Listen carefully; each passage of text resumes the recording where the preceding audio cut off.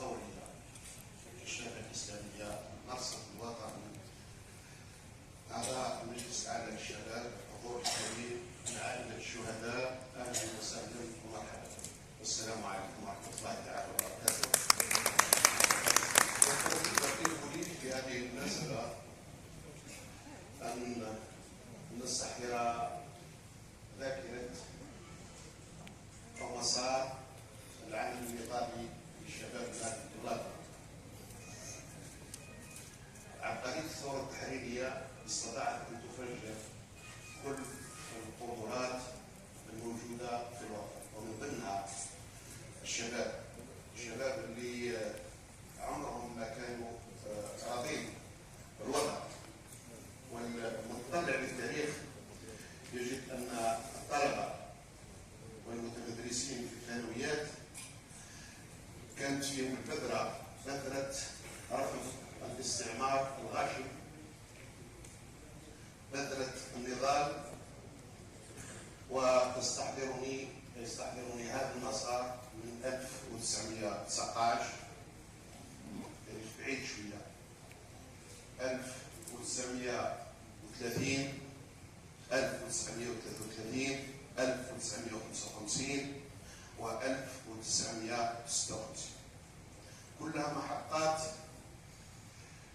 أكد الطالب الجزائري والمتمدرس الجزائري والشاب الجزائري رفضه للتواجد في الاستعمار.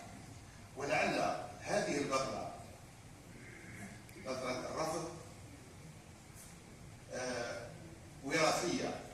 وراثية استلهم منها الشباب من الثورات الشعبية إلى حين الوعي السياسي للأربعينيات إلى النضال المسلح. اليوم أعطانا هذا التاريخ إعطاء حقه، وكان بالتنسيق مع العائلة الثورية بطبيعة الحال، ووقفة احترام وتقدير لكل هذه الطلبة اللي غادروا مقاعد الدراسة وما خلاوهمش هذه دبلوم الشهادات تخليهم يكونوا على غفلة ولا على عزلة الشيء اللي صار في البلاد. نفس الروح ونفس السلوك التاريخ، نفس البذرة الطيبة نجدها إن شاء الله في كل شبابنا وفي كل طلابنا. توجهات السيد رئيس الجمهورية في هذا الشأن بالذات من الذخيرة الحقيقية للجزائر هي شبابها، كهولها، وكل الرموز من المجاهدين والشهداء ربي يرحمهم هي منارة. ولكن اليوم بقرار سياسي قوي السيد رئيس الجمهورية يجعل من الشباب هي القوة الفاعلة لبناء جزائر قوية. جزائر قوية أولا بتاريخها، باعتزازها بتاريخها، ولكن جزائر قوية كذلك باقتصادها، بتلاحمها، بتراحمها كشعب في بعضه البعض.